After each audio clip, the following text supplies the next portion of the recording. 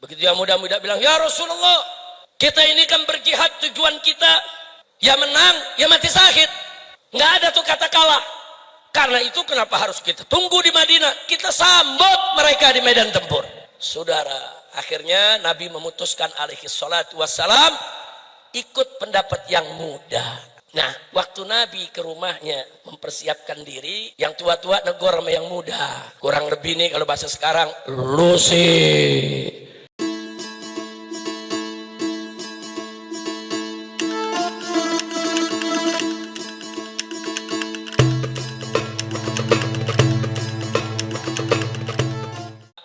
Dalam rangka memperingati hari kelahiran seorang manusia besar yang memiliki nama besar, yang berjiwa besar dan punya sejarah yang besar karena dididik dan dibesarkan oleh yang maha besar, yaitu Allah subhanahu wa ta'ala.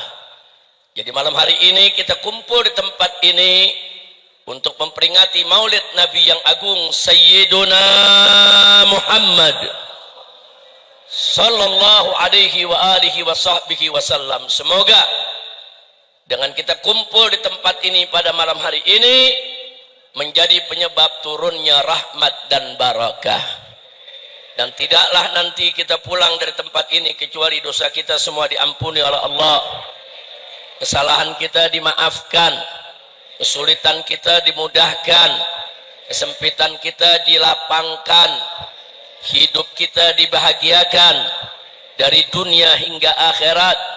Amin ya rabbal alamin. Di awal ini tentunya tidak lupa saya sampaikan salam penghormatan saya kepada segenap panitia penyelenggara yang telah bekerja keras untuk mensukseskan peringatan Maulid Nabi pada malam hari ini. Begitu juga seluruh pengurus daripada Masjid Al-Musannif yang kita cintai dan kita banggakan ini. Begitu juga para masyaikh, para alim ulama, para tuan-tuan guru yang pada malam hari ini saya lihat begitu banyak yang hadir. Yang tidak saya sebutkan satu persatu nama-nama beliau, tapi sedikit pun tidak mengurangi takrim dan ihtiram kita kepada mereka. Begitu juga kita sampaikan salam penghormatan ini kepada seluruh para tokoh, pimpinan ormas-ormas yang ikut hadir, ikut bekerja sama untuk melancarkan acara ini. Begitu juga para ustadz, pimpinan pondok-pondok pesantren, pimpinan masjid-masjid, pimpinan musola-musola, pimpinan majelis-majelis taklim. Mudah-mudahan semua para habaib, para tuan guru, para masyaikh, para ustadz, para ustazah yang hadir pada malam hari ini bersama kita dipanjangkan umurnya oleh Allah subhanahu wa ta'ala dalam taat dan ibadah, dalam sehat walafiat, dan selalu diberikan kemenangan dalam setiap langkah perjuangannya. Amin ya rabbal alamin. Kemudian secara khusus salam penghormatan ini saya sampaikan kepada kawan-kawan saya seperjuangan daripada pengurus maupun aktivis Front Persaudaraan Islam yang ada di Sumatera Utara ini, wabil khusus di kota Medan yang kita cintai ini. Kemudian juga saya sampaikan saya tidak sendiri datang, tapi saya didampingi oleh saya punya istri, saya punya anak, saya punya menantu. Begitu juga kawan-kawan perjuangan di sini ada Habib Muhsin bin Zaid Al-Attas. Beliau adalah salah satu majelis syura dari Dewan Pimpinan Pusat Front Persaudaraan Islam. Dan di sini ada sahabat kawan lama saya, Ustadz Hajarullah Zulfikar ya ikhwan. Beliau ini dari awal munculnya FPI di Sumatera Utara dideklarasikan di kota Medan awal tahun 2000-an. Bersama para kiai, para ulama ketika itu yang tantangannya sangat berat. Maaf, ketika itu kota Medan masih dikuasai oleh mafia judi. Saudara, di mana-mana sampai ustadz, kiai, penceramah nggak berani dulu bicara judi ya ikhwan. Jadi Medan ini dulu luar biasa. Tapi saudara, semakin hari gerakan Islam, gerakan perjuangan Islam semakin tumbuh subur, semakin kuat, semakin bagus, semakin bersatu, sehingga Medan yang sekarang ini luar biasa, kibaran bendera gerakan Islamnya itu melambai kemana-mana ke seluruh negara tercinta Indonesia. Alhamdulillah. Seterusnya Medan Sumatera ini saudara, Allah jadikan sebagai wilayah salehah, wilayah thayyibah, wilayah mubarakah. Amin ya rabbal alamin. Alhamdulillah, hari ini saya bersama rombongan tadi sampai di siang hari disambut oleh para habaib, para ulama, para ustadz, oleh Haji Ijek juga saudara. Dengan keluarga semua saya ucapkan terima kasih. Jazakumullahu khairal jaza. Baiklah ya ikhwan, sebagaimana sama kita maklumi, pada malam hari ini kita kumpul dalam rangka tabligh akbar memperingati Maulid Nabi besar Muhammad sallallahu alaihi wasallam. Nah, kita perlu mengenal lebih jauh. Tak kenal maka tak sayang, saudara. Bagaimana kita bisa cinta kita punya Nabi? Bagaimana kita bisa sayang kita punya Nabi kalau kita tidak kenal siapa beliau sebenarnya, saudara? Jadi untuk kita bisa ikut Nabi, mensuri tauladani Nabi, ya kita mesti cinta dulu kepada Nabi. Kalau udah cinta, maka akan mudah kita mensuri tauladaninya.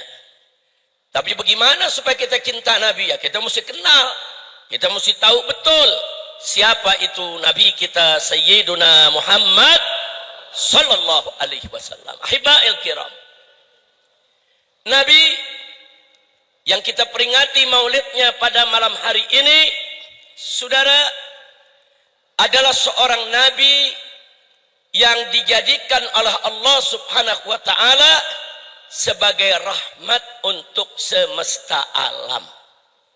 Wallahu subhanahu wa ta'ala qala wa ma arsalnaka illa rahmatan lil alamin. Allah yang nyatakan dalam Al-Qur'anul Karim, tidaklah sekali-kali kami mengutus engkau ya Muhammad melainkan sebagai rahmat untuk semesta alam. Dalam bahasa Arab yang dimaksud dengan alamin yaitu semesta alam adalah ma siwallah. Apa saja selain Allah itu disebut alamin. Atau dengan kata lain, semua makhluk ciptaan Allah itu adalah alamin. Jadi kalau Nabi alaihi salatu wassalam disebut sebagai rahmat untuk semesta alam, berarti Nabi kita rahmat untuk alam manusia, rahmat untuk alam malaikat, rahmat untuk alam jin, rahmat untuk alam haywanat, rahmat untuk alam tumbuhan, rahmat untuk apa saja yang ada antara langit dan bumi ini, saudara. Nah, kalau Nabi disebut oleh Allah subhanahu wa ta'ala sebagai rahmat untuk semesta alam, itu sudah cukup buat kita menjadi dalil, menjadi bukti bahwa manusia ini adalah manusia yang sempurna. Kenapa? Karena mustahil kalau Nabi tidak sempurna menjadi rahmat untuk semesta alam. Mustahil ya ikhwan. Nabi menjadi rahmat untuk semesta alam, dijadikan oleh Allah sebagai rahmat untuk semesta alam karena beliau sempurna. Karena itu jangan pernah sekali-kali seorang muslim, saudara, meragukan akan kesempurnaan kepribadian, perilaku, akhlak, saudara, dari Nabi kita Muhammad sallallahu alaihi wasallam. Nabi yang kita peringati maulidnya pada malam hari ini adalah seorang Nabi yang sudah diberikan sertifikat ilahi, syahadatun ilahiyah. Tentang apa? Tentang keagungan akhlaknya. Allah nyatakan dalam Al-Quranul Karim, faqarallahu subhanahu wa ta'ala fi akhlaqi nabiyyihi sayyidina Muhammad sallallahu alaihi wasallam wa innaka la'ala khuluqin azim. Sesungguhnya engkau ya Muhammad sungguh berada di atas akhlak yang azim, atau sungguh betul-betul memiliki akhlak yang azim. Allah enggak sebut di situ akhlak yang hasan, yang baik. Allah enggak sebut di situ akhlak yang indah, tapi yang Allah sebut adalah akhlak yang azim. Azim artinya agung. Jadi kalau dikatakan akhlak yang azim, saudara, akhlak yang betul-betul indah, betul-betul bagus, itulah yang dimaksud dengan akhlak sempurna. Dan yang memberikan pernyataan ini, saudara, adalah Allah. Allah yang maha mengetahui apa yang dilakukan oleh Nabi di depan umatnya, apa yang diucapkan oleh Nabi di hadapan umatnya. Allah yang maha mengetahui apa yang dilakukan oleh Nabi di belakang umatnya, dan apa yang dikatakan oleh Nabi di belakang umatnya. Bahkan Allah yang maha mengetahui tentang apa saja yang ada di benak dan pikiran Nabi alaihi salatu wassalam. Allah yang maha tahu itulah, saudara, yang memberikan kesaksian syahadah. Makanya tadi saya katakan ini syahadatul ilahiyah. Ini sertifikat ilahi yang gak main-main. Allah subhanahu wa ta'ala yang maha sempurna tersebut, saudara, yang maha mengetahui tersebut, yang memberikan kesaksian bahwa Muhammad di akhlak yang azim, akhlak yang sangat agung dan sempurna. Alhamdulillah. Nah, sekali lagi saya menyatakan di sini, ayat ini pun seperti ayat yang tadi, saudara, juga menjadi dalil, menjadi bukti kuat buat kita semua tentang kesempurnaan Nabi alaihi salatu wassalam. Karena kalau akhlak Nabi tidak sempurna, kalau akhlak Nabi banyak kekurangan, kalau perilaku Nabi banyak cacat, banyak aibnya, saudara, mustahil Allah memberikan kesaksian wa innaka la'ala khuluqin azim. Mustahil. Jadi ayat ini pun juga menjadi dalil bahwa Nabi adalah al-insanul kamil, manusia yang sempurna. Alhamdulillah. Baik ya ikhwan, Nabi yang kita peringati maulidnya pada malam hari ini adalah seorang Nabi, saudara, yang kita diperintahkan oleh Allah untuk memberikan totalitas ketaatan, totalitas kepatuhan kepada Nabi alaihi salatu wassalam. Atau dengan kata lain, kita wajib taat kepada Nabi dengan ketaatan yang mutlak. Itu kalau taat mutlak berarti udah nggak usah pakai ditanya lagi, nggak usah pakai ragu bimbang lagi, saudara. Pokoknya apa aja yang diajarkan Nabi kerjakan, apa saja yang dilarang oleh Nabi tinggalkan, selesai, saudara, sempurna. Maka itu Allah nyatakan dalam Al-Quranul Karim, faqala ta'ala ya ayyuhalladzina amanu athi'ullah wa athi'ur rasul wa ulil amri minkum. Sadaqallahul azim. Ayat ini, saudara, dibedah oleh para ulama tafsir kita, saudara. Di situ Allah menyatakan ya ayyuhalladzina amanu, hei orang-orang yang beriman. Jadi siapapun di antara kita yang merasa punya iman, yang beriman kepada Allah subhanahu wa ta'ala, wajib untuk merasa terpanggil oleh ayat ini, saudara. Jadi Allah menyerukan ya ayyuhalladzina amanu. Ini kalau ulama-ulama ahli tafsir mengatakan ini adalah an-nidaul habib. Ini seruan yang penuh cinta, saudara. Allah menyerukan hamba-hambanya yang beriman dengan seruan yang penuh cinta dan kasih sayang. Ya ayyuhalladzina amanu, hei orang-orang yang beriman.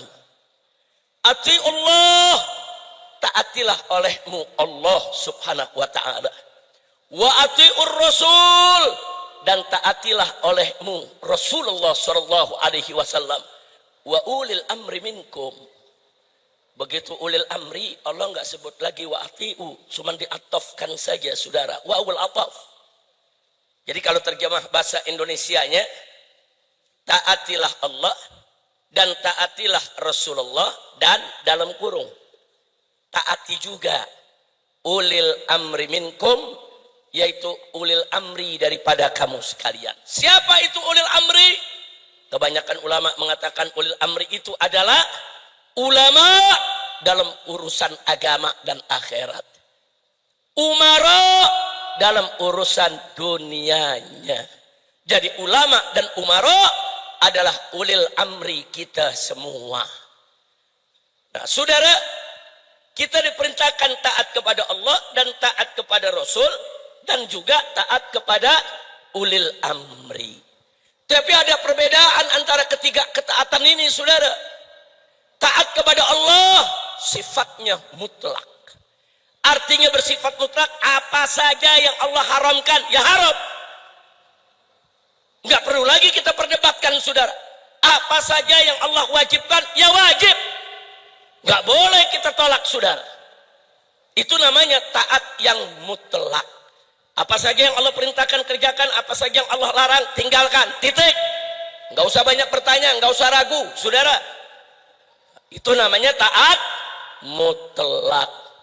Kenapa taat kepada Allah mutlak? Karena Allah mustahil salah.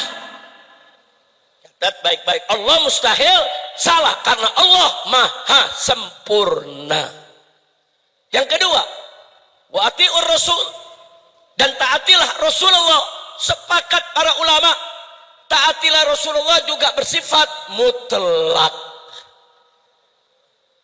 Dalilnya ada ayat lain yang Allah nyatakan, faqala ta'ala wa ma atakumur rasulu fakhudhuhu wa ma nahakum anhu fantahu. Apa saja yang diberikan oleh Rasulullah kepada kamu, ambil. Dan apa saja yang dilarang oleh Rasulullah, tinggalkan, jauhkan. Saudara, jadi jelas ternyata taat kepada Rasulullah juga taat yang mutlak. Apa saja yang Nabi suruh kerjain, apa saja yang Nabi larang, stop, jangan dikerjain, titik. Mutlak. Kenapa mutlak? Karena Nabi maksum, mustahil Nabi salah dalam menyampaikan risalah.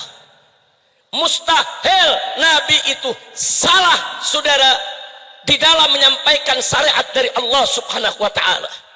Karena itu taat kepada Nabi mutlak.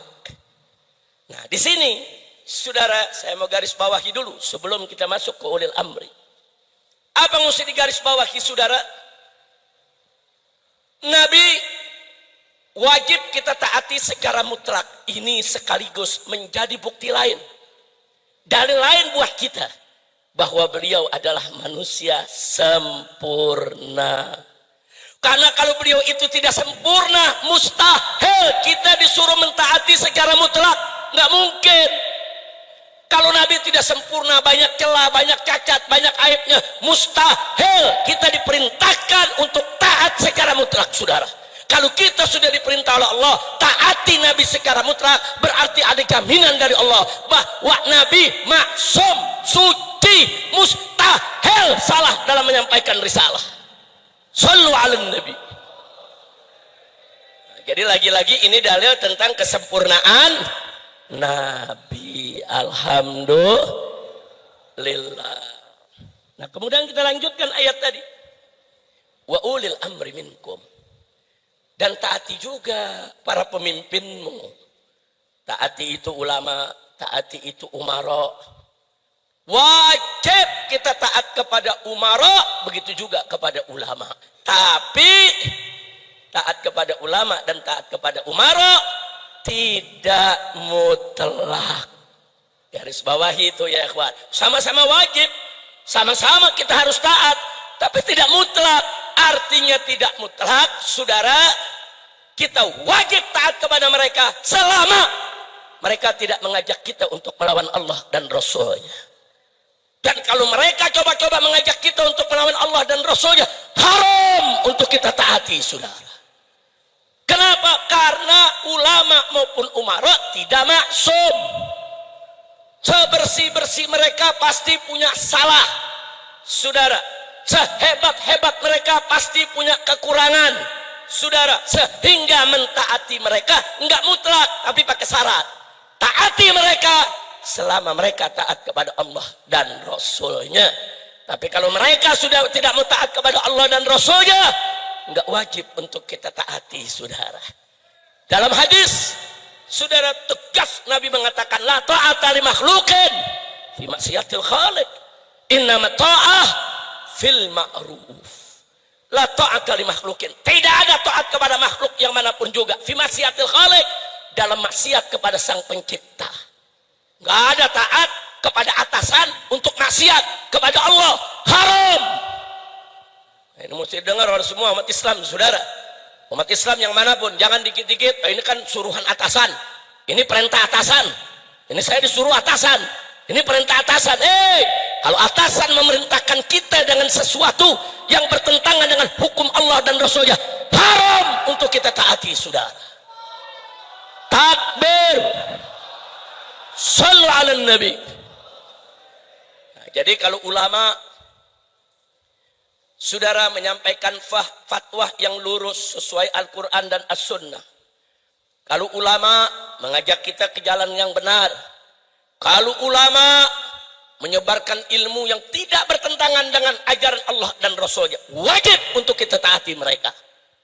Dan sebaliknya, kalau ulama memutarbalikkan ayat dan hadis, kalau ulama mengharamkan yang halal, menghalalkan yang haram, saudara, kalau ulama sudah menjual ayat-ayat Allah dan hadis-hadis Nabi hanya untuk urusan dunianya, haram untuk kita taati, saudara. Takbir. Sallu ala nabi. Begitu juga umara. Kalau umara membuat undang-undang, membuat keputusan, membuat regulasi, membuat kebijakan, membuat aturan, saudara, yang tidak bertentangan dengan Al-Quran dan As-Sunnah, yang tidak melanggar syariat yang dibawa oleh Nabi alaihi salatu wassalam, yang tidak membahayakan rakyat, bangsa dan negara, saudara, betul-betul dia buat undang-undang yang bagus, wajib untuk kita taati, saudara. Soal kita suka atau benci itu urusan lain, saudara. Tapi soal taat kepada pemimpin yang tidak melanggar aturan Allah dan Rasulnya, hukumnya adalah wajib. Tapi sebaliknya, manakala ada umara yang membuat aturan, mengambil kebijakan, saudara, yang bertentangan dengan aturan Allah dan Rasulnya, bertentangan dengan Al-Quran dan As-Sunnah, saudara, membahayakan agama, membahayakan rakyat, bangsa dan negara, saudara, maka haram untuk kita mentaati mereka. Takbir. Yang di belakang udah teriak bakar. Saya dengar tuh barusan ada yang teriak bakar. Kayaknya lagi zaman bakar-bakaran. Innalillahi wa inna ilaihi raji'un. Tunggu dulu, ini baru gigi 1. Lu baru gigi 1 udah teriak-teriak bakar. Bagaimana kita masuk gigi 7? Udah sampai sini aja dah ceramah dah. Masya Allah, lanjut. Lanjut. Tunggu, lu jangan teriak bakar dulu. Sabar. Jadi intinya saya mau tanya sekarang nih semua saya mau tanya, kalau ulama dan umara lurus ikut Allah dan Rasulnya, wajib tidak kita taati? Wajib tidak kita taati? Tapi kalau ulama dan umara menyimpang dari ajaran Allah dan Rasulnya, bahkan menyesatkan umat, saudara, saya mau tanya, saudara, wajib tidak untuk kita taati? Wajib tidak? Yang begitu biarkan atau lawan? Biarkan atau lawan? Takbir. Sallu ala nabi. Nah, jadi saudara, Nabi yang kita peringati pada malam hari ini bukan sembarang manusia. Basyarun lakal basyari. Dia adalah seorang manusia yang tidak sama seperti manusia yang lainnya. Manusia yang maksum, yang dijaga Allah, yang dilindungi Allah, saudara, dan manusia yang Allah nyatakan dalam Al-Quran, mayuti'ir rasul faqad ata Allah. Barang siapa yang mentaati Rasul, berarti dia taat kepada Allah. Masya Allah. Ini dalil lagi nih buat kita nih ya. Dalil apa? Allah menyatakan siapa yang taat kepada Nabi berarti dia taat kepada Allah. Mayuti'ir rasul faqad ata Allah. Enggak tanggung-tanggung, saudara. Bukti apa? Ini bukti kesempurnaan Nabi. Kalau beliau tidak sempurna, kalau beliau banyak salah, banyak cacat, saudara, mustahil taat kepada beliau sama dengan taat kepada Allah. Ini Allah yang menyatakan taat kepada Rasul berarti taat kepada Allah. Manusia yang dinyatakan oleh Allah taat kepadanya sama dengan taat kepada Allah subhanahu wa ta'ala, bukan sembarang manusia. Dia adalah al-insanul kamil, manusia yang sempurna. Dialah Nabi kita Sayyiduna Muhammad sallallahu alaihi wasallam. Alhamdulillah. Senang tidak punya Nabi sempurna? Bersyukur tidak? Beriman kepada Nabi, percaya kepada Nabi, cinta kepada Nabi, takbir, sallu ala Nabi. Nah saudara, kenapa sih Nabi bisa begitu sempurna? Oh tadi sudah kita jawab, Nabi maksum, dilindungi Allah. Tapi ada hal lain yang mesti kita ketahui saudara. Apa yang mesti kita ketahui? Muncul pertanyaan, kenapa ya begitu Nabi lahir saudara, masih dalam kandungan ibunya, ayahnya sudah meninggal dunia. Begitu dilahirkan, umurnya masih sangat muda saudara, ibunya meninggal dunia. Kemudian tumbuh besar, belum mencapai usia remaja, kakeknya yang merupakan tokoh masyarakat Quraisy meninggal dunia juga, Abdul Muthalib. Kok kalau kita perhatikan periodenya terus ditinggal saudara sama orang-orang kuat yang mestinya menjadi pembimbingnya. Rahasianya saudara ada pada hadis Nabi alaihi salatu wassalam, tatkala beliau mengatakan qad adabani rabbi fa ahsana ta'dibi. Allah sudah mendidik aku adab, mendidik aku akhlak, mendidik aku budi pekerti. Allah yang langsung mendidikku, fa ahsana ta'dibi, makanya didikanku adalah didikan yang terbaik. Jadi Allah ingin tunjukkan, dari hadis ini kita tahu, oh ternyata Allah ingin tunjukkan kepada seluruh umat manusia saudara, bahwa sempurnanya Nabi bukan karena didikan ayahnya, bukan karena didikan ibunya, bukan karena didikan kakeknya saudara, tapi betul-betul langsung karena didikan dari yang maha pendidik, yaitu Allah subhanahu. Siapa yang maha agung? Siapa yang maha sempurna? Siapa yang maha suci? Takbir, sallu ala nabi.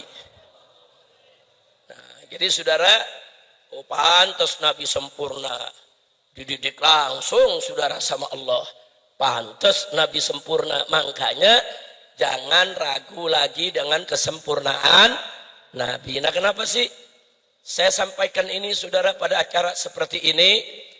Karena belakangan ini ada oknum-oknum pejabat kita saudara, ada kepala daerah, ada anggota dewan.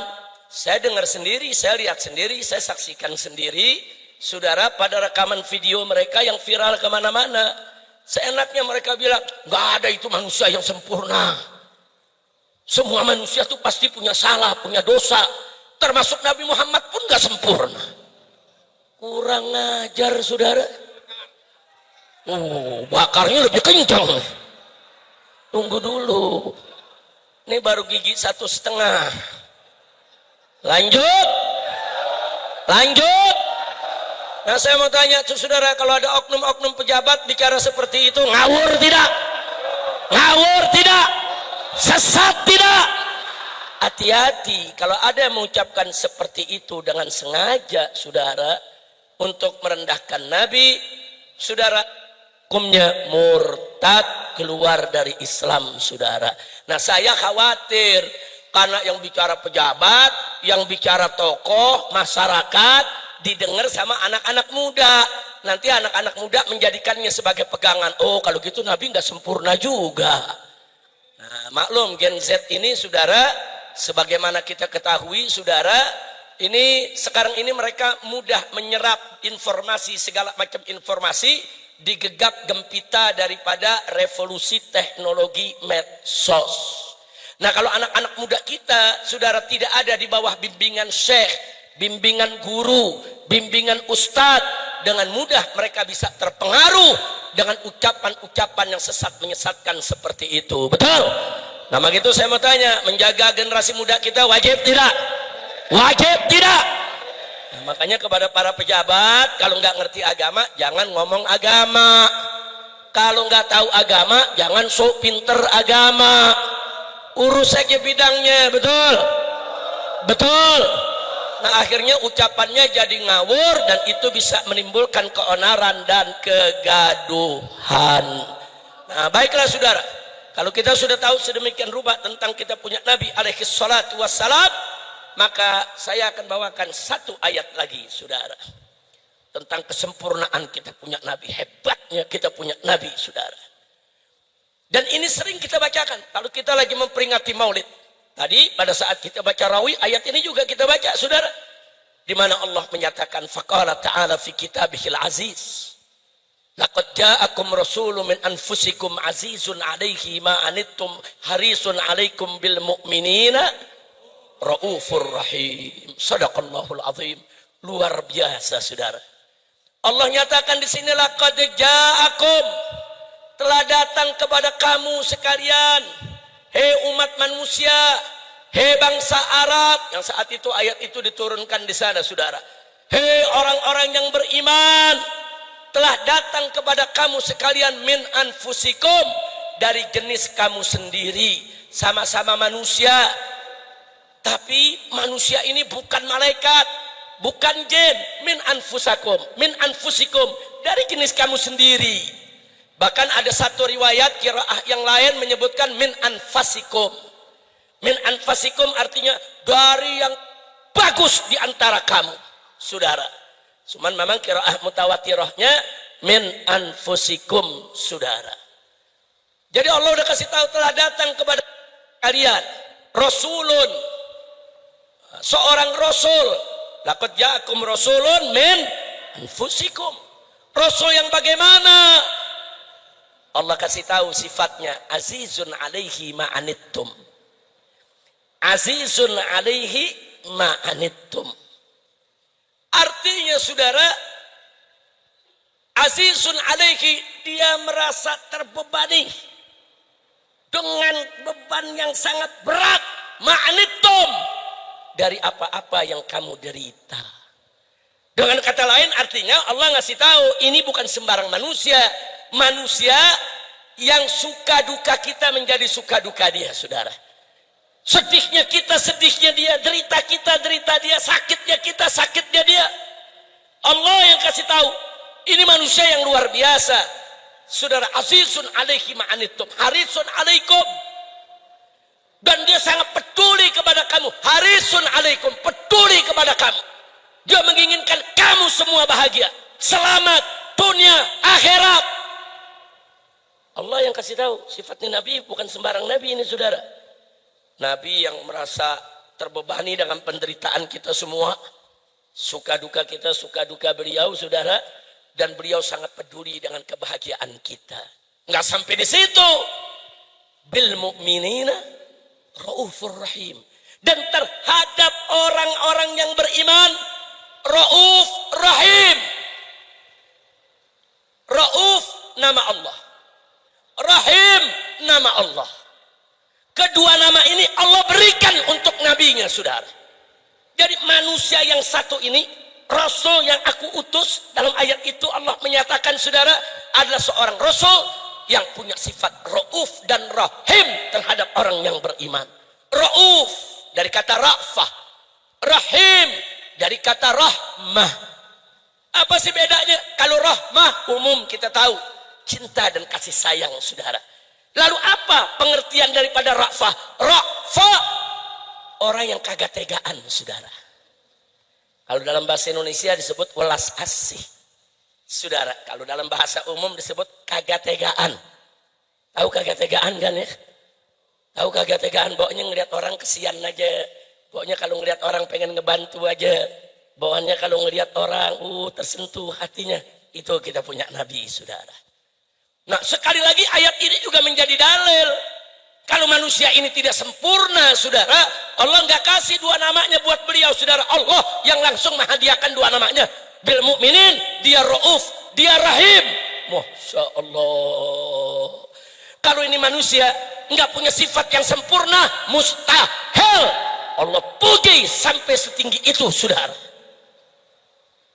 Alhamdulillah. Jadi ini sekali lagi juga dalil kalau Nabi itu manusia yang sempurna. Nah di sini kalau para kiai, para ustadz, para ustazah, begitu juga para santri-santri yang mengaji, kalau ingin mendalami soal ini baca kitab Asy-Syifa bi Ta'rifi Huquqil Mustafa karangan Al-Imam Al-Qadhi Iyad radhiyallahu taala anhu.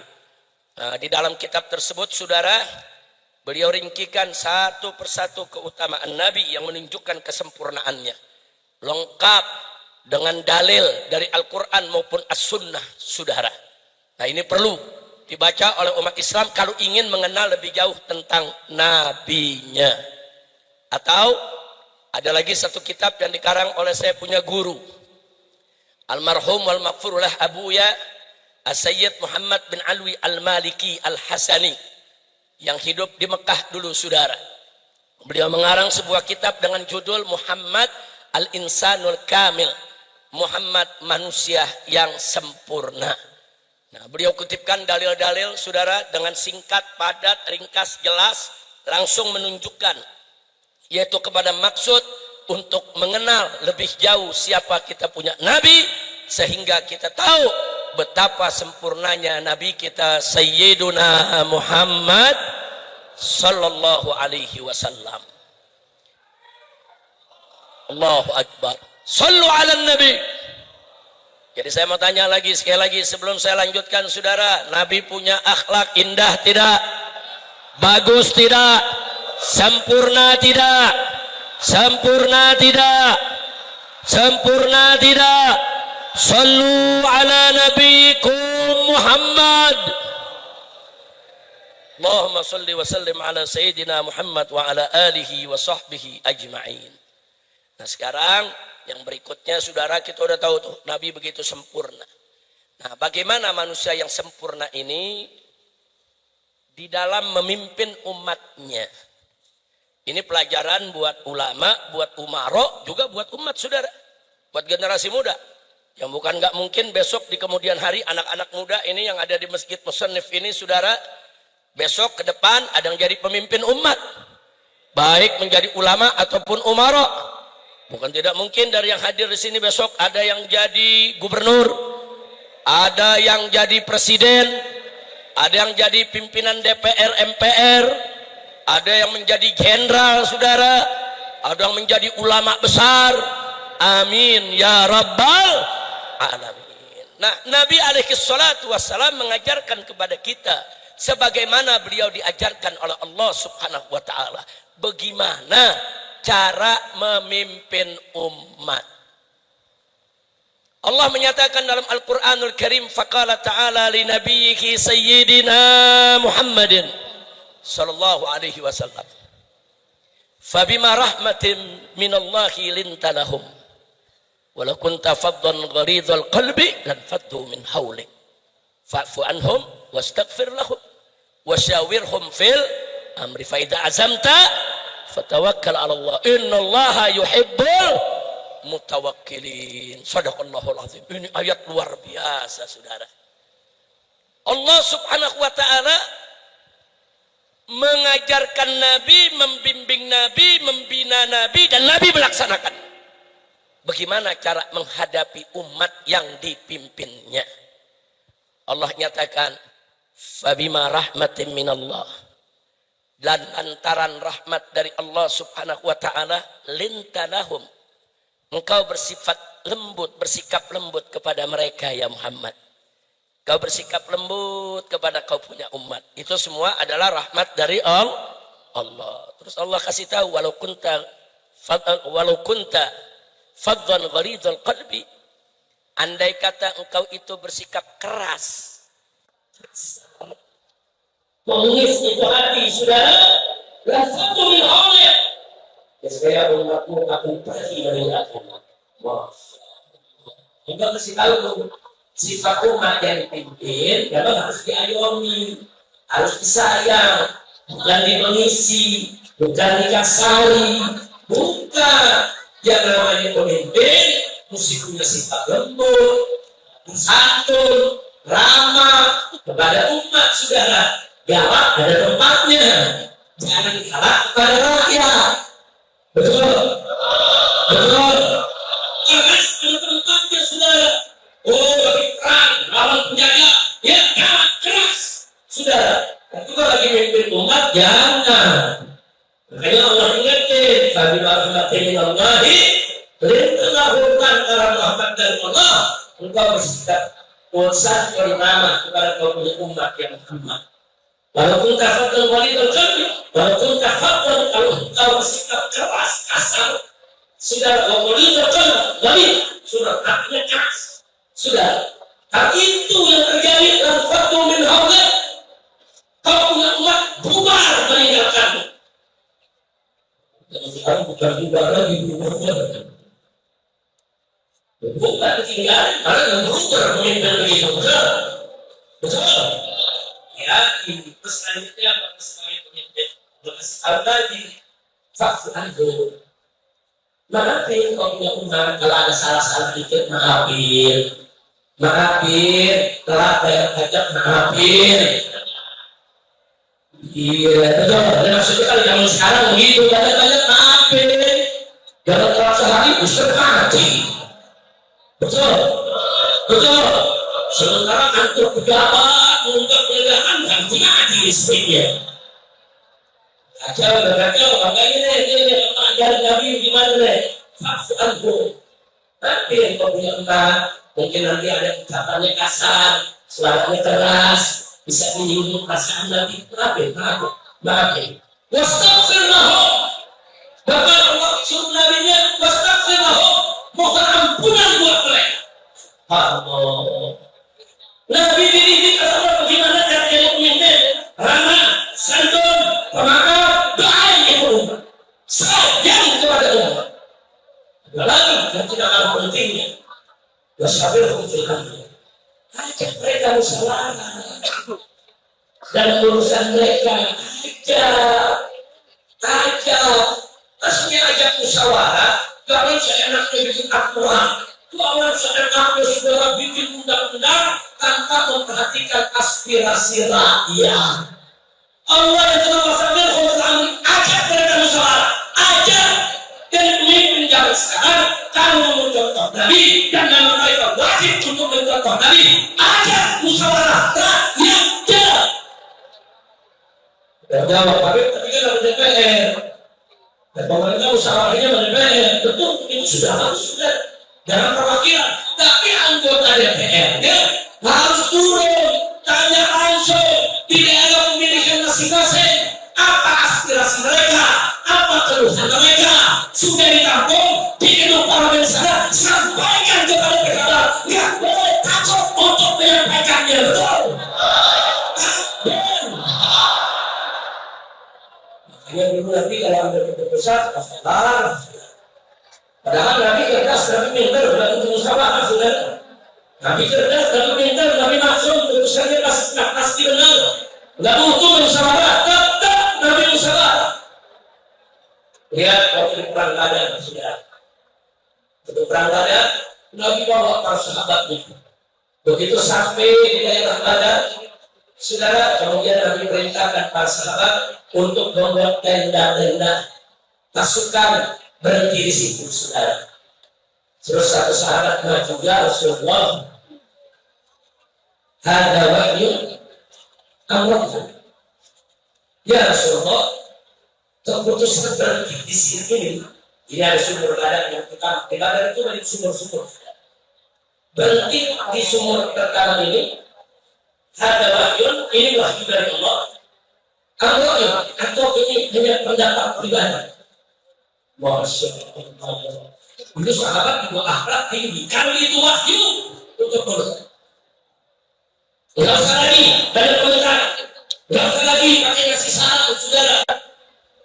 Karena saudara kalau itu sudah wahyu dari Allah, berarti tinggal dilaksanakan.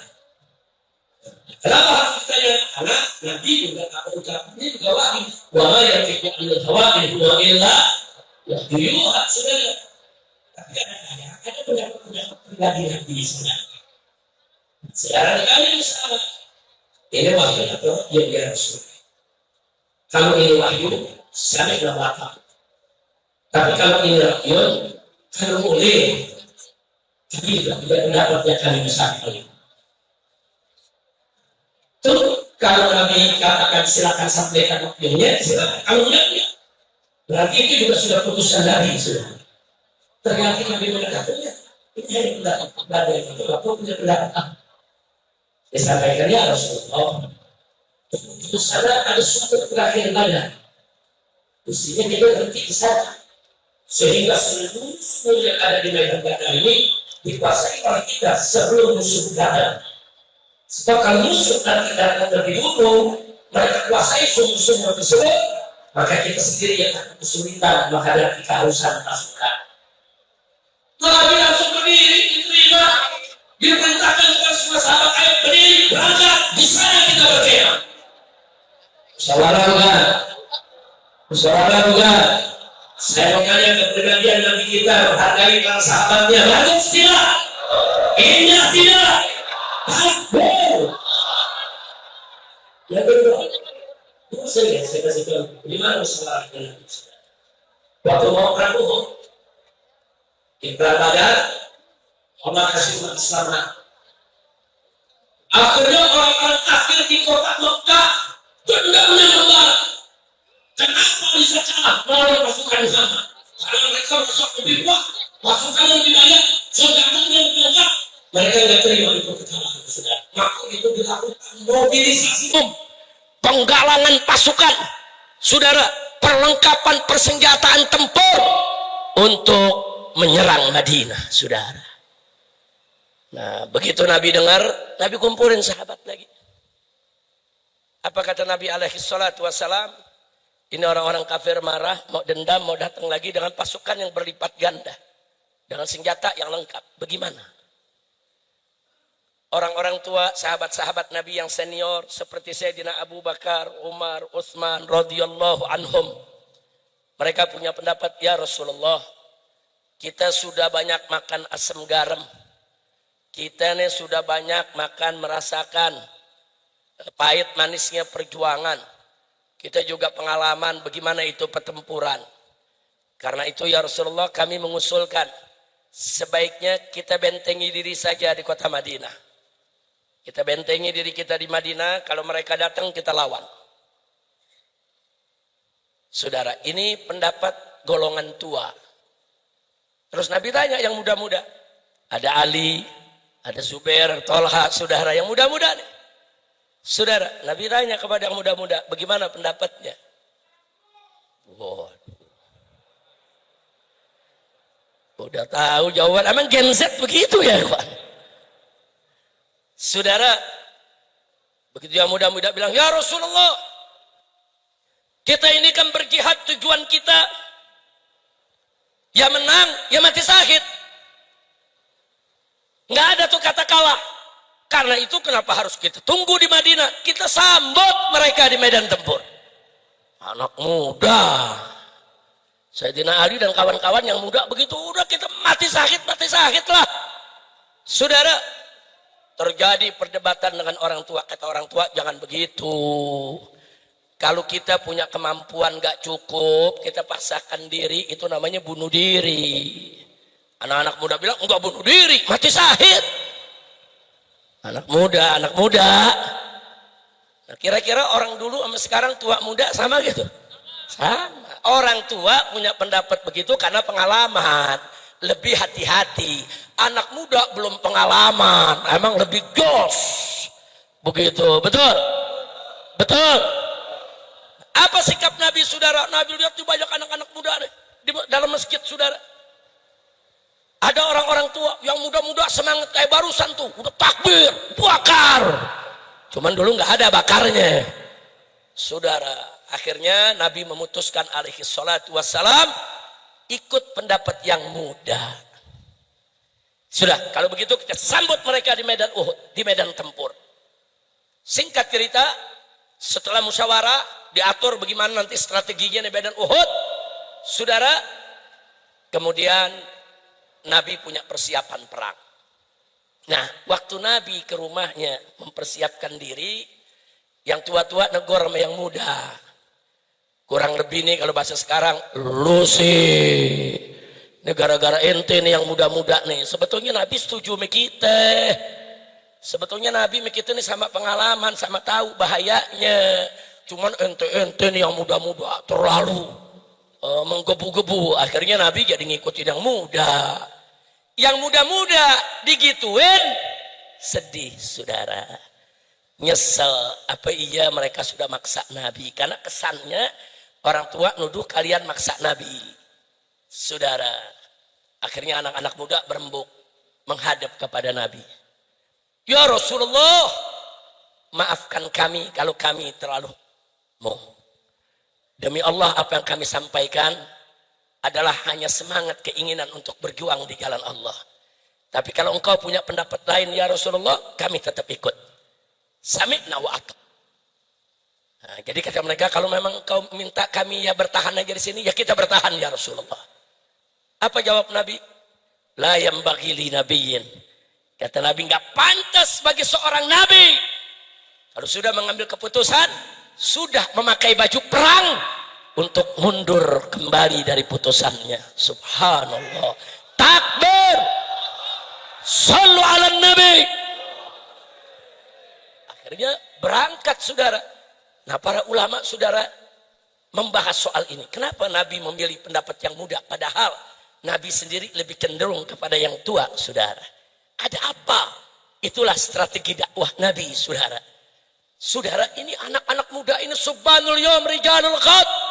Pemuda hari ini adalah saudara, pemuda hari ini adalah pemimpin di hari esok. Jadi Nabi nggak mau patahkan semangat mereka. Nabi nggak mau patahkan keinginan mereka saudara. Karena Nabi tahu besok yang muda-muda ini yang akan melanjutkan dakwah, yang akan meneruskan dakwah. Jadi hati mereka tidak boleh disakiti, semangat mereka tidak boleh dipatahkan. Itulah tujuan Nabi kita Muhammad sallallahu alaihi wasallam. Takbir. Sallu ala nabi. Bagus tidak Nabi kita? Bagus tidak Nabi kita? Subhanallah. Jadi sekali lagi kembali kepada apa yang kita sampaikan tadi, bahwa Allah menceritakan kepada kita saudara, bagaimana Allah membimbing Nabi sebagai pemimpin saudara. Bagaimana cara memimpinnya itu tadi, fabima rahmati minallahi linta lahum. Lantaran rahmat dari Allah kau bersikap lembut, santun, ramah ya Muhammad. Walau kunta faddan ghalidul qalbi, kalau engkau bersikap kasar atau keras hati, dan faddu min haulik, niscaya mereka akan meninggalkan engkau. Mabur semua, nggak ada lagi yang mau dengar Nabi saudara. Karena itu kalau memimpin umat, kadang-kadang ada saja saudara mungkin ucapan umat yang nggak enak di kuping, protes, kritik. Apa kemudian Allah nyatakan? Fa'fu anhum, maafin mereka. Wastaghfir lahum, mohon ampun buat mereka. Wasawirhum fil amri, ajak mereka musyawarah untuk menentukan urusan saudara. Nah ini penting. Nah sekarang kita masuk ke dalam kondisi yang aktual, faktual yang terjadi di negeri kita saat ini saudara. Saudara, kita baru melihat kemarin ini kita dipertontonkan dengan satu kejadian di berbagai daerah, bukan hanya di Jakarta. Saudara, bagaimana rakyat berduyun-duyun turun ke jalan, membakar kantor DPRD, ada yang membakar kantor bupati atau wali kota saudara, polisi dikejar-kejar saudara, markas-markas BRIMOB saudara, mereka serang, mereka akhirnya apa yang terjadi? Banyak korban berjatuhan, bahkan ada anggota dewan yang rumahnya diserbu, hartanya dijarah. Nggak sampai di situ, bahkan rumah menteri ikut dijarah juga saudara. Ada apa sedang terjadi di negeri kita?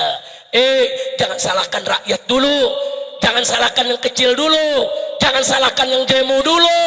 Pelajari kenapa mereka seperti itu saudara. Kalau ada pasien datang ke dokter mau berobat saudara, tentu seorang dokter akan bertanya dulu, apa yang kamu rasa? Oh dokter, ini saya batuk-batuk. Oh bagaimana batuknya? Coba lihat, buka mulutnya, apakah kerongkongannya ada radang atau tidak. Dokter menyelidiki saudara, apakah ini batuknya karena bronkitis, apakah batuknya ini karena saudara yaitu ada infeksi, apakah batuknya karena alergi atau lain. Diselidiki dulu sebabnya. udah ketemu sebabnya, diobati saudara, itu penyebabnya saudara. Kalau sudah diobati penyebabnya, insya Allah penyakitnya akan sembuh. Betul? Betul. Nah ini kalau rakyat di mana-mana teriak, di mana-mana protes, di mana-mana merasa sakit, di mana-mana menderita, saudara tanya dulu, kenapa mereka bicara begini, kenapa mereka bicara begitu, tampung, cari solusi. Itu kalau mau mimpin negeri. Makanya pantas Allah katakan kepada Nabi, wasawirhum fil amri, ajak mereka musyawarah. Yang terjadi di negeri kita apa? Mari kita lihat. Ada ibu-ibu teriak protes, cabai mahal. Dijawab sama pejabat, nanam aja sendiri. Kacau gak? Ayo saya tanya, kalau pejabat jawab gitu, ngawur gak? Orang kalau ibu-ibu teriak cabai mahal, saudara berpikir, cari cara, diskusi, kumpulkan petani, bagaimana supaya cabai ini murah, supaya cabai ini bisa kebeli oleh masyarakat. Betul? Bukan disuruh nanam sendiri. Bapak-bapak lagi teriak, listrik mahal. Apa jawab pejabat? Ya jangan masang listrik. Terus disuruh pakai lilin, disuruh pakai lampu semprong. Enggak begitu jawabnya, enggak begitu pejabat, enggak boleh jawab begitu saudara. Enggak boleh pejabat itu cara menjawabnya harus rapi, saudara, berbobot, saudara, betul-betul solutif. Ada lagi saudara, tukang-tukang ojol teriak saudara, bensin mahal. Ini tukang ojol ini kesian, udah beli bensin mahal, saudara, pada saat dia mendapatkan yaitu langganan untuk naik, saudara, apa yang terjadi? Dia mesti bayar aplikator. Aplikatornya hampir 20% itu saudara. Tunggu dulu, gua tahu lu tukang ojol lo. Enggak apa-apa, tukang ojol bagus, hidup ojol, takbir. Ini tukang ojol protes bensin mahal. Dijawab sama pejabat, jangan beli bensin.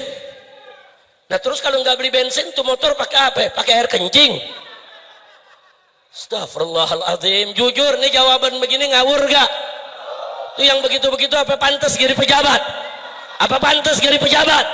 Ngawur tidak? Apa saudara? Ada lagi saudara, ada lagi rakyat teriak saudara, kami tercekik pajak, hapuskan pajak dari rakyat kecil, protes saudara, demo. Ada lagi saudara pejabat, saudara, ini pejabat senior, jenderal tua, saudara. Apa dia ngomong saudara? Rakyat gak usah pakai protes-protes, jasamu apa kepada negara? Kamu gak punya jasa pakai protes, pergi kau dari Indonesia.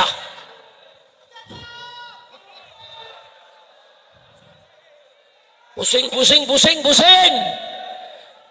gak? Pusing gak? Saudara, bukan begitu cara jawab. Betul.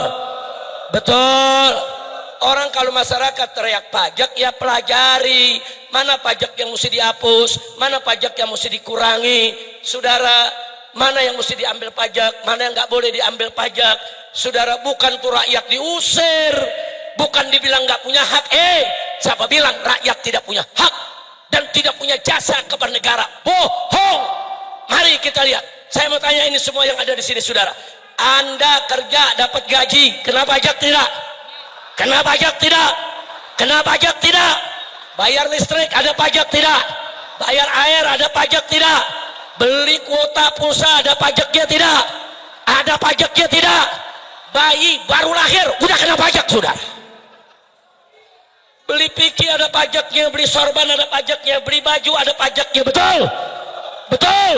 Makan di restoran, rumah makan kita kena pajak. Betul? Betul. Beli bensin juga ada pajaknya. Betul? Berarti saya mau tanya, rakyat bayar pajak tidak? Bayar pajak tidak? Pajak itu untuk negara. Betul? Nah sekarang kalau begitu rakyat berjasa tidak kepada negara? Berjasa tidak kepada negara? Berjasa. Rakyat nggak berjasa, Wah kepret lu. Ngomong seenaknya, betul. Itu pejabat begitu kacau tidak? Kacau tidak? Masya Allah. Lu jangan sebut nama. Tapi yang sebut emang bener tuh. Takbir. Jadi kalau di sini ada polisi, ada intelijen, bukan saya yang nyebut Pak ya. Tuh yang nyebut. Tuh yang nyebut bukan saya ya. Tuh yang nyebut nama. Tapi yang disebut bener. Tahu aja loh. Sallu ala Nabi. Saudara, yuk kita lihat nih, pelan-pelan nih, pelan-pelan, lihat nih. Orang kerja, baik di pemerintah maupun di swasta, gajinya kena pajak. Dia bawa pulang itu gaji. Sebagian dia belanjakan buat kebutuhannya. Buat dia bayar listrik, kena pajak lagi. Buat dia bayar air, kena pajak lagi. Buat dia beli kuota, kena pajak lagi. Dia beli baju buat diri dan keluarganya, kena pajak lagi. Dia beli makanan di market, kena pajak lagi. Padahal duitnya udah kena pajak. Udah kena pajak sekali, kena pajak lagi tuh. Ada di pakaian, ada di minuman, saudara, kena pajak tuh terus. Saudara, nah kemudian dia nabung. Setelah dia beri kebutuhan, kena pajak, sisanya dia nabung. Tabungannya ada pajak lagi. Nabung kena pajak juga. Ya sudah, dia sabar. Takut kalau taruh di rumah hilang, kepake, taruh di bank, saudara. Kena pajak deh. Tiap bulan tuh kena pajak tuh duitnya, saudara. Nah kemudian nanti begitu duit udah kumpul, dia ambil, saudara. Mau beli tanah, kena pajak lagi. Pajak pembelian. Betul. Kena pajak, saudara. Pajak pembelian bukan kecil itu. Kena pajak. Kita ambil itu tanah, kebon, belum bisa bangun rumah. Udah kena pajak, pajak bumi.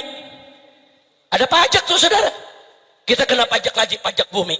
Satu saat duitnya udah kumpul, kita bangun rumah. Mau bangun rumah, IMB-nya bayar lagi. Betul. Studi kelayakan ini itu, semua bayar. Kita bayar, saudara. Begitu jadi rumahnya, kena PBB. Pajak bumi dan bangunan. Makin gede itu rumahnya, makin mahal, saudara. Udah dia sabar. Begitu dia udah tua, meninggal. Tanah rumahnya diwarisin ke anak cucunya. Kena pajak lagi. Namanya pajak warisan. Masya Allah. Begitu mau diwarisan, saudara, kan mau dipecah tuh, mesti dijual. Dia jual, kena pajak penjualan.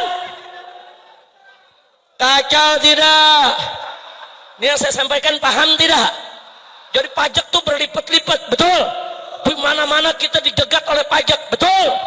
Innalillahi wa inna ilaihi rajiun. Rakyat udah dijegat pajak, saudara. Atas, bawah, depan, belakang, kanan, kiri, semua ada pajak. Saudara, cuman buang angin yang belum ada pajaknya. Jangan-jangan besok ada pajaknya juga tuh, buang angin.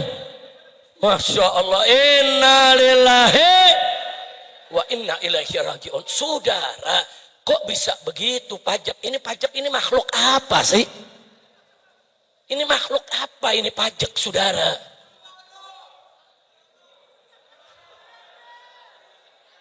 Lanjut. Takbir. Sallu ala Nabi. Nah, saya mau mundur dikit, boleh? Dulu di zaman Pak Harto, saudara, Pak Harto membangun BUMN, Badan Usaha Milik Negara, saudara. Begitu juga di daerah-daerah dibangun BUMD, Badan Usaha Milik Daerah. Itu dibangun di mana? Ada ratusan BUMN, saudara. BUMN yang mengurus perkebunan, BUMN yang mengurus kehutanan, BUMN yang mengurus pertambangan, BUMN yang mengurus penerbangan, BUMN yang mengurus asuransi, BUMN yang mengurus pendidikan, yang mengurus kesehatan, saudara semua.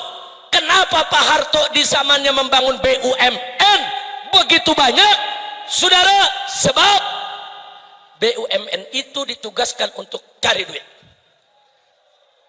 Takbir. Lanjut. Ya suaranya pastikan jangan yang di belakang mati suaranya, betul? Jadi saudara, begitu BUMN itu sudah ada, disuruh kerja cari duit. Untuk apa? Duitnya untuk biayai negara, saudara. Untuk bangun rumah sakit, untuk bangun sekolah, untuk bangun listrik di mana-mana, saudara. Nggak sampai di situ, untuk gaji pegawai-pegawai negeri, saudara. Untuk gaji tentara, untuk gaji polisi. Makanya di zaman itu pajak rendah, saudara. Dulu di kampung-kampung nggak ada PBB, adanya IREDA, IPEDA. Saudara, kecil bayarnya, saudara. Kenapa? Saudara, karena negara saat itu nggak butuh pajak dari rakyat. Karena dari pertambangan, dari perkebunan, saudara, sudah melimpah, duit banyak. Kita pindah ke sekarang. Sekarang, saudara, kenapa jadi pajaknya tinggi? BUMN-nya pada bangkrut. Ratusan BUMN bangkrut, saudara. Begitu bangkrut, negara gak punya duit. Terus bagaimana nyari duit? Pajakin rakyat. Ini gara-gara BUMN-nya bang. Nah sekarang pertanyaannya, kenapa di zaman Pak Harto nggak bangkrut? Kenapa sekarang bangkrut? Ternyata, saudara, dalam 10 tahun terakhir kemarin ini, saudara, apa yang terjadi? Tim sukses, saudara, daripada presiden maupun wakil presiden dibagi-bagi menjadi komisaris BUMN, saudara. Buzzer diangkat jadi komisaris, saudara. Influencer diangkat jadi komisaris. Artis diangkat jadi komisaris, saudara. Bahkan penghina agama, penghina nabi, penghina ulama, rame-rame dijadiin komisaris, saudara. Luar biasa, termasuk para koruptor. Saya bukan fitnah, saudara. Saya kasih contoh. Gubernur DKI Jakarta, saudara, kemarin ini, saudara, begitu melakukan penodaan agama, dipenjara 2 tahun. Keluar dari penjara, diangkat menjadi komisaris utama Pertamina. Gajinya miliaran tiap bulan. Koruptor diangkat jadi komisaris, influencer diangkat jadi komisaris, buzzer diangkat jadi komisaris. Orang-orang top, saudara, disuruh mengelola daripada BUMN. Bangkrut. Betul? Betul? Bagaimana nggak bangkrut? Dulu di zaman Pak Harto, orang mau jadi komisaris ada fit and proper test. Diuji dulu, saudara. Ada ujiannya, saudara. Sekarang enggak, saudara. Kacau balau ini kita punya negeri, saudara. Penghina ulama, saudara. Penoda agama diangkat. Sekarang masing-masing jadi komisaris. Dengan gaji ratusan juta, miliaran. Ini apa? Ini ngurus negara, nggak boleh, saudara, negara diurus seperti itu. Gara-gara diurus seperti itu, hancur in negeri. Dan Nabi sudah kasih kabar kita, saudara. Apa kata Nabi dalam hadisnya, saudara? Nabi mengatakan, idza wusidal amru ila ghairi ahli fantazir sa'ah.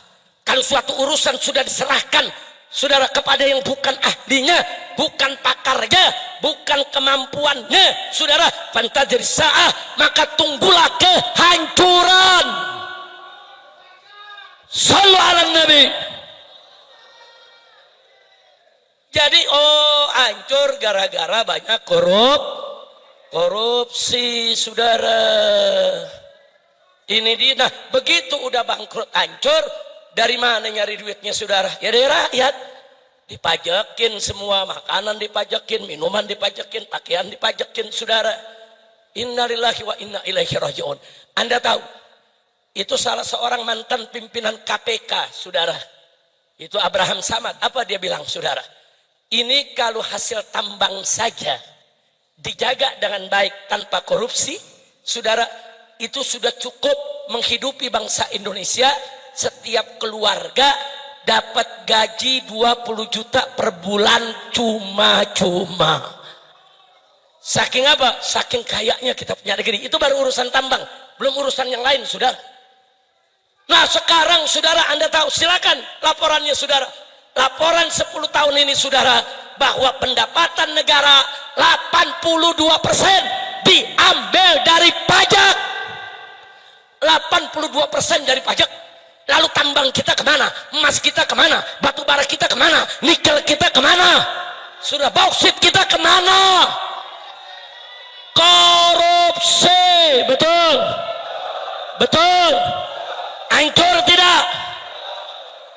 Dulu zaman Pak Harto bukan nggak ada korupsi, bukan ada. Cuman dulu korupsinya di kolong meja. Korupsinya di kolong, artinya apa? Masih punya malu. Masuk reformasi, kita pikir mungkin bagus nih reformasi. Ternyata korupsinya di atas meja. Naik pangkat. Dulu korupsinya di kolong meja, habis reformasi korupsinya di atas. 10 tahun kemarin saudara, meja-meja aja dibawa lari. Kacau tidak? Ayo saya mau tanya, kacau tidak? Kacau tidak? Ini kalau begini terus didiemin, jangan salahkan kalau besok rakyat revolusi, betul? Siap revolusi? Ayo, ayo, ayo revolusi, ayo revolusi sekarang juga. Ayo, ayo, ayo revolusi, ayo revolusi sekarang juga. Takbir! Jangan salahkan rakyat. Ini letupannya kan udah ada, saudara. Nah kita nih para habaib, para ulama, nggak mau hal seperti ini berkelanjutan. Kita pengen negara kita segera diperbaiki, betul? Betul? Dari kemarin saya sudah teriak-teriak ke Bapak Presiden. Pak Presiden, itu orang-orang yang masih jadi geng Solo, lu udah tahu ya? Singkirkan, berhentikan, takbir. Alhamdulillah kemarin udah 4 yang diberhentiin. Kemarin sudah, masih ada lagi. Itu diantara yang diberhentiin tuh 4, salah satunya itu ada jenderal yang terlibat KM 50. Udah diberhentiin, alhamdulillah. Tapi masih ada 3 lagi. Belum diberhentiin sampai saat ini. Biarkan atau lawan? Biarkan atau lawan? Takbir! Sallu ala Nabi. Jadi Bapak Ibu mesti bersyukur kepada Allah. Ada yang nanya, Habib udah susah begini masih bersyukur lah ya Beb? Ya karena Bu, Pak ya, doa kita umat Islam Indonesia yang dimana-mana baca salawat asghilidz zalimin bizzalimin digabulkan oleh Allah, saudara. Apa sih arti asghilidz zalimin bizzalimin? Ya Allah, bikin sibuk orang zalim dengan orang zalim. Bikin sibuk ya Rabb. Ya Rabb. Kenapa? Karena dulu kita demo sudah, saudara. Teriak sudah. Datang ke DPR sudah. Sampai ulama dikriminalisasi. Sampai dipenjara. 6 santri saya dibunuh, saudara. Udah diculik, disiksa, dibunuh. Habis itu difitnah lagi, saudara. Kita udah lakukan berbagai macam, saudara. Hijrah ke Mekah juga udah. Teman-teman di mana-mana dikriminalisasi. Apa yang belum kita lakukan, saudara? Apa yang kita belum lakukan? Bicara baik-baik sudah, datang ke DPR sudah, temui pejabat sudah, disurati juga sudah, demo damai. Saudara, aksi 21 itu super damai, saudara. Jutaan orang kumpul di Jakarta, di mana sana, jangankan orang, jangankan manusia, selembar rumput pun tidak diganggu, saudara. Betul? Takbir! Tapi aksi sedamai itu, sebagus itu, seindah itu, apa mereka bilang? Islam radikal, Islam ekstrem, Islam teroris, kurang ajar. Akhirnya apa, saudara? Akhirnya banyak teman-teman kita yang dipenjara, saudara. FPI dibubarkan, saudara. Pengurusnya dijebloskan ke penjara, saudara.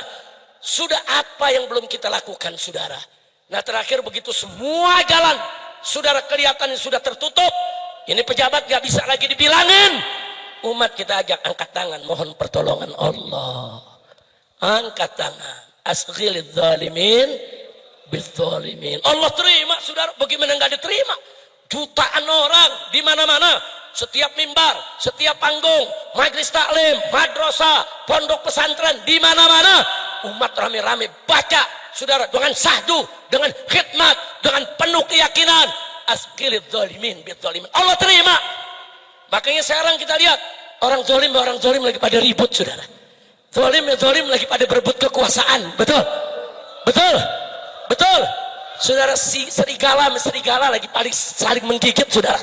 Buaya lagi saling nyerang. Ada yang tanya saya, Habib, ini bagaimana? Negara lagi gawat. Habib nggak turun lagi seperti 212. Saya jawab, tunggu dulu. Ini setan lagi berantem. Tunggu dulu, betul? Betul? Serigala lagi gigit-gigitan, lu misain, digigit. Betul? Betul? Buaya sama buaya, saudara, ini saling menyerang. Terus kita pisahin, bahaya gak? Bahaya gak? Setan lagi berantem. Aduin. Jangan dipisahin. Ngapain pisahin setan? Betul? Betul? Domba diadu haram. Namanya adu domba, adu ayam, sabung ayam, haram. Saudara, manusia diadu, apalagi haram. Sekarang pertanyaannya, kalau setan diadu gimana? Ini bisa bahsul masail buat para kiai ini. Apa hukum adu setan, saudara? Kira-kira jelas gak? Ayo saya mau tanya semua, adu domba boleh gak? Gak boleh, binatang gak boleh diadu, betul? Saya mau tanya, jawab yang kompak, adu domba boleh tidak? Boleh tidak? Adu manusia boleh tidak? Boleh tidak? Adu setan?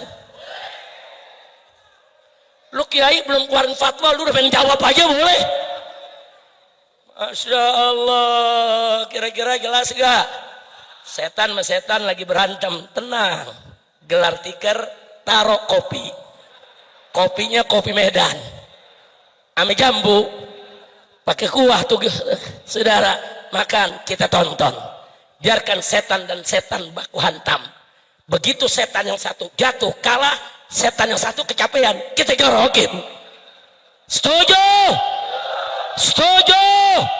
Takbir. Makanya lu jangan main bakar-bakar dulu. Setan sama setan lagi berantem, lu bilang bakar, tunggu dulu. Belum waktunya, betul? Betul? Nah, maka itu saudara, itu namanya doa digobol, betul? Nah, jadi nggak usah khawatir, doa kita digobolin. Yuk, rame-rame. Kita baca dulu ini selawat, rame-rame semuanya. Ada mic-nya? Ya, Habib Muhammad bin Hadi Al-Habsyi, saya punya menantu. Yuk kita rame-rame dipimpin. Allahumma sholli ala sayyidina Muhammad